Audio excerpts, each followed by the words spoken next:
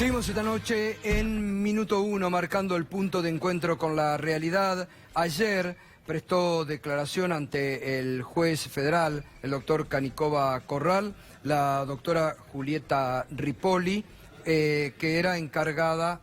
Le voy a pedir a mis colegas si pueden bajar por favor el tono, porque si no es imposible hacer el programa. Estamos en un canal de televisión, muchachos. Perdón, pero si no se hace imposible. Por respeto a los invitados también. Les decía que ayer prestó declaración la doctora Julieta Ripoli, que estuvo en la dirección jurídica de Vialidad ante el doctor Canicova Corral. Doctora, buenas noches, gracias por venir. ¿Qué tal? Usted la sacaron de su cargo, ¿no? La reemplazaron y usted ha denunciado que muchos cargos de Vialidad fueron copados por gente que en su momento estuvo, por ejemplo, en la empresa SOCMA o en la empresa de la familia presidencial.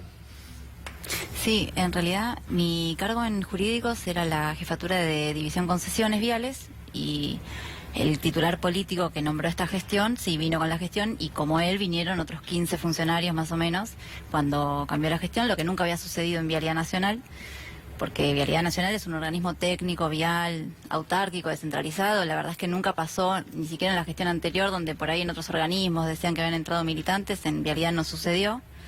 Y no debe suceder, porque en verdad existe lo que se llama la carrera administrativa, la carrera profesional administrativa, y todos los cargos de estructura siempre son ocupados por personal técnico de carrera. Los únicos dos funcionarios políticos autorizados por ley para ocupar esos cargos son el administrador general y el subadministrador general, que son nombrados por decreto por el Poder Ejecutivo Nacional. Con esta gestión lo que pasó fue esto, como 15 funcionarios, a partir del 10 de diciembre de 2015 entraron en Malón funcionarios que venían nuevos, que venían con la gestión y que después nos fuimos enterando que en realidad habían estado trabajando para estas empresas vinculadas a IEXA, Sideco Americana, Ausol, en algunos casos también creo que hubo un directivo de Abertis, que tiene relación, digamos, con las concesiones, que es lo que se está denunciando actualmente y se está investigando.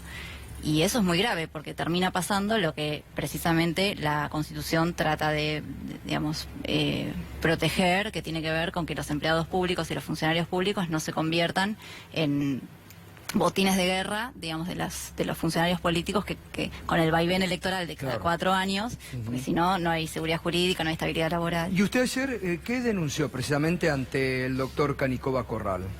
En realidad no denuncié, a mí me citaron para declarar como testigo en la causa que está investigando el juez a raíz de la denuncia que presentaron los diputados del Frente de Todos, que tiene que ver justamente con lo que fue la renegociación integral de las concesiones de los accesos a la Ciudad de Buenos Aires, los accesos norte y oeste, que yo entiendo que son espurias, que son ilegales y por la modalidad en la que se celebraron, y me citaron a declarar como testigo por haber participado a raíz del cargo que ejercía y que después fui desplazada. ¿Usted hizo observaciones en ese momento, siendo directora, a esas renegociaciones de contratos? Sí, bueno, ese fue el motivo por el cual, dentro de otros que están...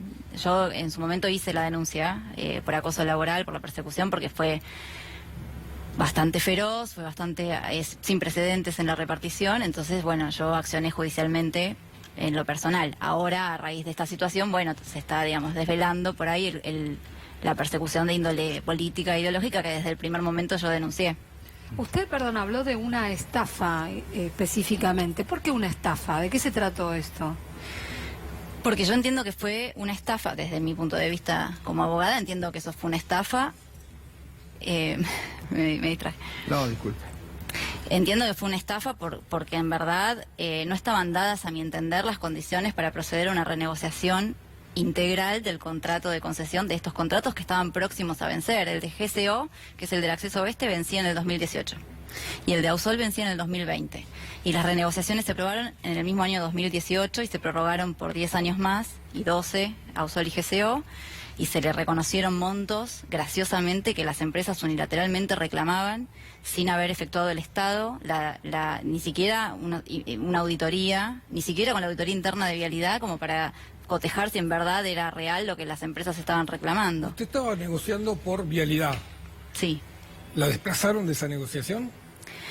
Claro, en verdad lo que sucedió fue que cambió el titular político, cambió el titular de jurídicos, que desplazaron al titular que era de carrera, de la planta permanente, y nombraron a un funcionario político a defender, digamos, a ejercer lo que era la titularidad del Servicio de Asuntos Jurídicos permanente del organismo, y en el marco de estas renegociaciones que enseguida se abrieron, el que defendía supuestamente los intereses del Estado era este abogado que había trabajado en el mismo, que venía de afuera, que venía nombrado por la gestión política y que además había trabajado en el mismo estudio jurídico de los abogados que pertenecían al mismo estudio jurídico y que defendían a las dos empresas, que en los hechos son una misma empresa. Pero usted participó de algunas de esas reuniones. Yo participé, de algunas reuniones, sí. Lo ¿Y que qué pasa es que vio? después me desplazaron.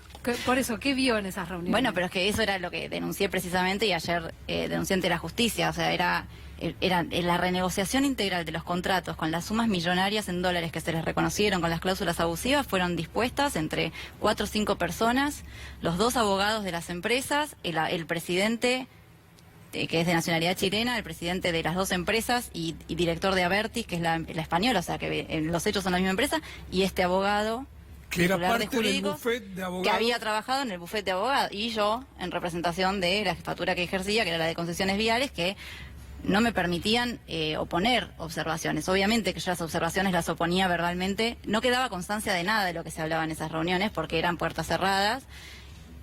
O sea, administrativamente sí se dejó asentado que el Estado Nacional invitaba a las empresas a renegociar integralmente los contratos, porque como existía esta denuncia, esta demanda ante el CIADI, que habían interpuesto a la empresa de nacionalidad española por 1.100 millones de dólares, entonces salió el funcionario, el ministro de Transporte, a decir que era beneficioso para la Argentina renegociar integralmente el contrato, porque iba a ser por la mitad, entonces le convenía a la Argentina, y en ese marco Vialidad Nacional, que fue el conducto por el cual se renegociaron estos contratos, lo que hizo Iguacel fue firmar una resolución diciendo que en 40 días tenía que aprobarse la renegociación integral.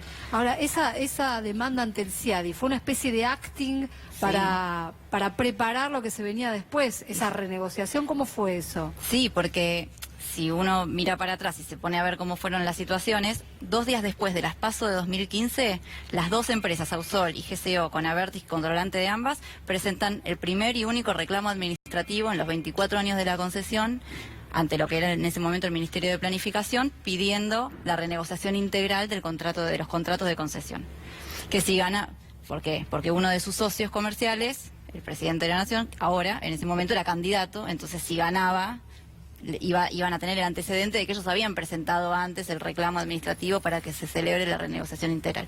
Pero se presentó recién, después de 24 años, 2 días después de las PASO de 2015, cuando el presidente Macri ya se postulaba, ya se perfilaba como real candidato, como candidato con reales chances, de asumir la presidencia. Y después, lo que sucedió después es que cuando Macri gana el balotaje en noviembre de 2015, sale corriendo Abertis, que era la empresa española, controlante de ambas, accionista mayoritaria de ambas empresas, que es la única que podía interponer la demanda ante el CIADI, que es el Tribunal Arbitral del Banco Mundial, a interponer la demanda, pero sin cumplir con los requisitos que los abogados de Marval y de los abogados de la empresa no podían desconocer, el requisito de acceso a la jurisdicción, que cualquier abogado conoce, que es que se agote la vía interna dentro de la justicia argentina. O sea, que fue toda una puesta en escena. El reclamo administrativo que presentaron 2 días después de las PASO y la demanda ante el CIADI. Y doctora, y el aumento que después se produjo, creo que fue en 2016, de los peajes, cuando el 6% era de Ausol, era la familia presidencial, y después se venden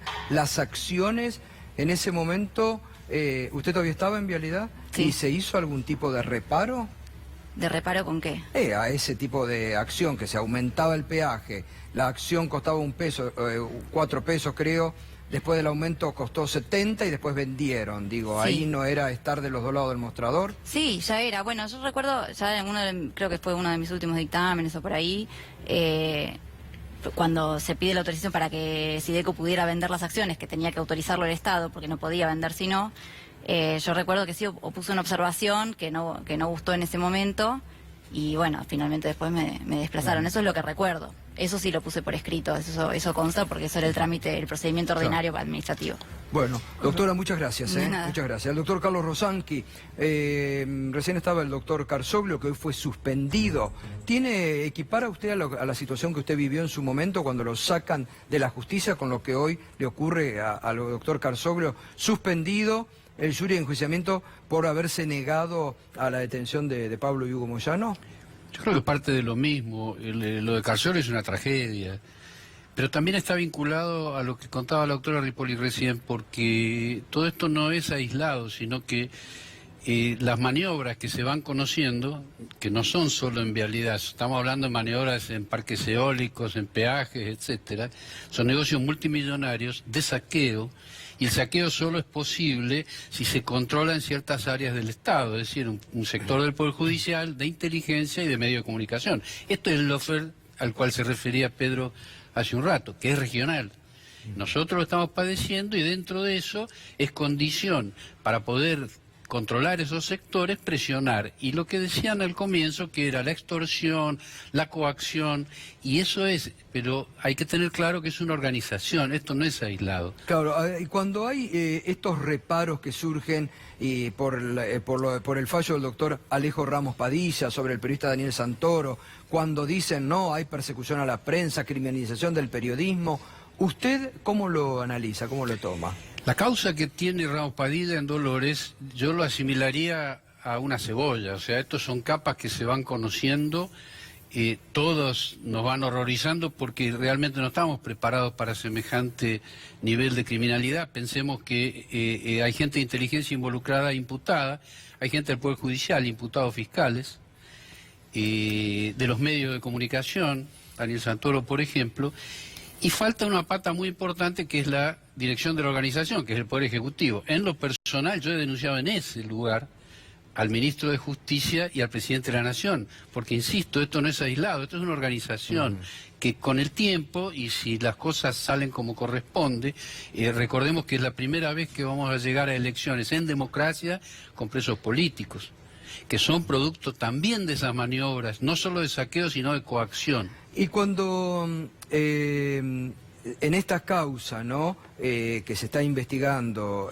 todo el rol de servicios de inteligencia, que el doctor Carzoglio lo denunció, cómo se infiltraron, ayer lo denunciaba Gómez Centurión, que él lo sufrió en la aduana, cómo estaban infiltrados, digo, este poder judicial que permanentemente, daría la impresión, ya está totalmente colonizado por servicios de inteligencia. Ahí veíamos también recién la disputa por Fariña, que bueno, usted lo tuvo en su momento, ¿no? Y muchos dicen que lo sacaron del cargo porque usted lo iba a condenar a Fariña, ¿no?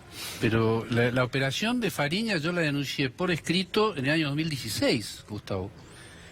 Es decir, demoró porque ellos controlan, no todo el Poder Judicial, puedo decir recién, obvio, controlan un sector del Poder Judicial, obvio, que son delincuentes, pues son cómplices de las maniobras, pero hay otro sector del Poder Judicial, que yo lo mencioné la última vez que estuve acá, que a mí me preocupa muchísimo, que es el del silencio.